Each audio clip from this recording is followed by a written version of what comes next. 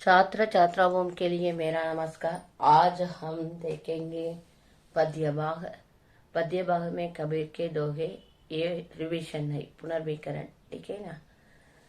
पगले कवि परीक्षे देखेंगे। कवि का नाम कबीर दास, ठीक है ना। कवि का नाम कबीर दास जी। कविता का नाम कबीर के दोहे। कबीर का जन्मस्थान का वाराणसी के निकट लगरदारा, वाराणसी के निकट लगरदारा। कवि का देहांत महकर। बाद में देखिए एक बार, ये पैराग्राफ मैं पढ़ूंगी, देखिए। कवि परीक्षे। संत कबीरदास के दोहे महकर में सागर के समान है। उनके गूढ़ अर्थ समझकर यदि कोई उन्हें अपने जीवन में उतारता है तो उसे निश्चय ही मन की शांति के साथ साथ ईश्वर की प्राप्ति होगी। इनका जन्म वाराणसी के निकट लकरदारा नामक स्थान में करीब 2398 या 1440 के बीच में हुआ था। इनका देहांत महकर में हुआ। वे पढ़े लिखे नहीं थे। इनके शिष्यों ने इनकी वाणी को लिपिबद्ध किया। अपनी रचनाओं में अनेक अलंकारों का अद्वैत प्रयोग इन्हीं ने किया है। और एक बार देखिए, कवि परीक्षे। संत कबीरदास के दोहे गागर में सागर के समान है। उनके गूढ़ अर्थ समझकर यदि कोई उन्हें अपने जीवन में उतारता है तो उसे निश्चय ही मन की शांति के साथ साथ ईश्वर की प्राप्ति होगी। इनका जन्म वाराणसी के निकट लगरदारा नामक स्थान में करीब 2398 या 1440 के बीच में हुआ था। इनका देहांत महकर में हुआ। वे पढ़े लिखे नहीं थे। इनके शिष्यों ने इनकी वाणी को लिपिबद्ध किया। अपनी रचनाओं में अनेक अलंकारों का अद्वैत प्रयोग इन्होंने किया है। कवि परीक्षे लिखो देते समय क्या लिखना चाहिए, यह पैराग्राफ, ठीक है ना। नहीं तो कवि का नाम, कविता का नाम, कवि का जन्म, कवि का मृत्यु, ठीक है ना। इसी तरह टॉपिक हेडिंग देकर लिखिए। दोहे देखिए। कबीर हमारा कोई नहीं, हम काहू के नाही, पारई पहुंचे नाव जो मिली के बिछोरी जाही। कबीर हमारा कोई नहीं, हम काहू के नाही, पारई पहुंचे नाव जो मिली के बिछोरी जाही। कबीर हमारा कोई नहीं, हम काहू के नाही, पारई पहुंचे नाव जो मिली के बिछोरी जाही। ये मेमोरी पोयम, ठीक है ना, इसलिए अच्छी तरह पढ़िए। ये दोहे को अच्छी तरह पढ़ना चाहिए, मेमोरी। अर्थ। इस जगत में न कोई हमारा अपना है। भावार्थ पूछे तो क्या लिखना चाहिए। पहले संदर्भ लिखिए। संदर्भ क्या है। कबीर के यह दोहा कबीर के दोहे से लिया गया है। इसका रचयिता कबीरदास जी है। बाद में भावार्थ लिखिए। इस जगत में कोई हमारा अपना है और ना ही हम किसी के। जैसे नाव के नदी पार पहुंचने पर उसमें मिलकर बैठे हुए सब यात्री बिछुड़ जाते हैं, वैसे ही हम सब मिलकर बिछुड़ने वाले हैं।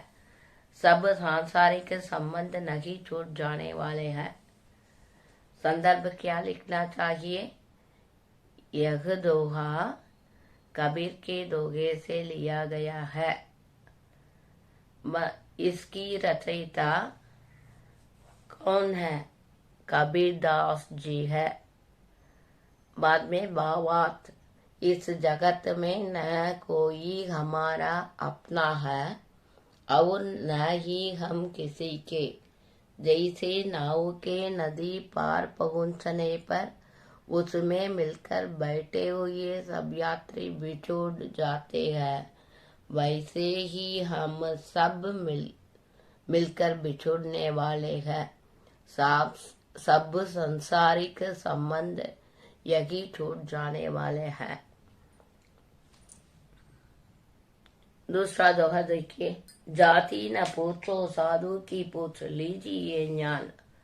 मोल करो तरवार को, पड़ा रहन दो म्यान। जाति न पूछो साधु की, पूछ लीजिए ज्ञान। मोल करो तरवार को, पड़ा रहन दो म्यान। जाति न पूछो साधु की, पूछ लीजिए ज्ञान। मोल करो तरवार को, पड़ा रहन दो म्यान। इसका भावार्थ पूछे समय कैसे लिखना। पहले संदर्भ। संदर्भ में क्या लिखना चाहिए। एक दोहा कबीर के दोहे से लिया गया है। इसकी रचयिता कबीरदास जी है। ठीक है ना। रचनाकार का नाम लिखना चाहिए। बाद में भावार्थ। सच्चा साधु सब प्रकार की भेद भावों से ऊपर उड़ जाते हैं। उससे यह न पूछो कि वह किस जाति का है, साधु कितना ज्ञानी है। सच्चा साधु सब प्रकार के भेदभावों से ऊपर उठ जाते हैं। उससे वह न पूछो कि वह किस जाति का है, साधु कितना ज्ञानी है। यह जानना महत्वपूर्ण है।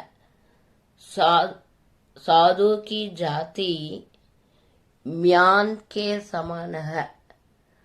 साधु की जाति म्यान के समान है और उसका ज्ञान तलवार की धार के समान है। और उसका ज्ञान तलवार की धार के समान है। तलवार की धार ही उसका मूल्य है। उसकी म्यान तलवार के मूल्य को नहीं बढ़ाती। तलवार की धार ही उसका मूल्य है। उसकी म्यान तलवार के मूल्य को नहीं बढ़ाती। बुरा जो देखन मैं चला, बुरा न मिलिया कोई। जो दिल खोजा अपना मुझसा, बुरा न कोई। बुरा जो देखन मैं चला, बुरा न मिलिया कोई। जो दिल खोजा अपना मुझसा, बुरा न कोई। बुरा जो देखन मैं चला, बुरा न मिलिया कोई। जो दिल खोजा अपना मुझसा, बुरा न कोई। इसका भावार्थ पूछे इस समय क्या लिखना चाहिए। संदर्भ। संदर्भ में क्या लिखना। यह दोहा कबीर के दोहे से लिया गया है। इसका कवि है कबीरदास जी है। श्री कबीरदास जी है। बाद में भावार्थ लिखिए। मैं इस संसार में बुरे व्यक्ति की खोज करने चला था। मैं इस संसार में बुरे व्यक्ति की खोज करने चला था, लेकिन जब अपने घर अपने मन में झांक कर देखा तो खुद से बुरा कोई न पाया। लेकिन जब अपने घर अपने मन में झांक कर देखे तो खुद से बुरा कोई न पाया। अर्थात हम दूसरे की बुराई पर नजर देखते हैं, पर अपने आप को नदी निगार दे। अर्थात हम दूसरे की बुराई पर नजर देखते हैं, पर अपने आप को नदी निगार दे। इसके बाद देखिए। बड़ा हुआ तो क्या हुआ, जैसे पेड़ खजूर। पंछी को छाया नहीं, फल ला है अति दूर। बड़ा हुआ तो क्या हुआ, जैसे पेड़ खजूर। पंछी को छाया नहीं, फल ला है अति दूर। इसका भावार्थ पूछते समय कैसे लिखना। संदर्भ। यह दोहा कबीर के दोहे से लिया गया है। इसका कवि है श्री कबीरदास जी है। भावार्थ, खजूर के पेड़ के समान बड़ा होने का क्या लाभ, जो ना ठीक से किसी को छांव दे पाता है और ना ही उसके फल सुलभ होते हैं। खजूर के पेड़ के समान बड़े होने का क्या लाभ, जो ना ठीक से किसी को छांव दे पाता है और ना ही उसके फल सुलभ होते हैं। बाद में, जिनको जा तन पाइया गहरे पानी पैठ, मैं बपूरा बूढ़न डरा रहा किनारे बैठ। जिनको जा तन पाइया गहरे पानी पैठ, मैं बपूरा बूढ़न डरा रहा किनारे बैठ। जिनको जा तन पाइया गहरे पानी पैठ, मैं बपूरा बूढ़न डरा रहा किनारे बैठ। इसका भावार्थ पूछे समय कैसे लिखना।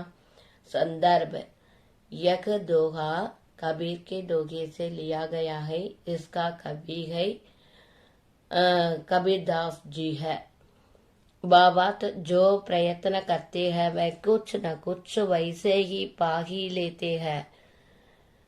जो प्रयत्न करते हैं वे कुछ न कुछ वैसे ही पा ही लेते हैं। जैसे कोई मेहनत करने वाला गोताखोर गहरे पानी में जाता है और कुछ लेकर आता है।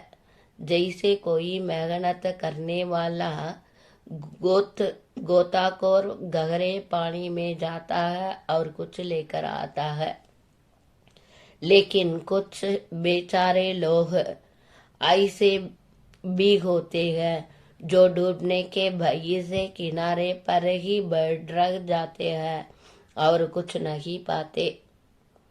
लेकिन कुछ बेचारे लोग ऐसे भी होते हैं जो डूबने के भय से किनारे पर ही बैठ जाते हैं और कुछ नहीं पाते। बच्चे, आप क्या करना चाहिए, ये कबीर के दोहे को अच्छी तरह मेमोरी कीजिए। बाद में इसमें होने वाले भावार्थ को अच्छी तरह मेमोरी कीजिए। रिवाइज बच्चे।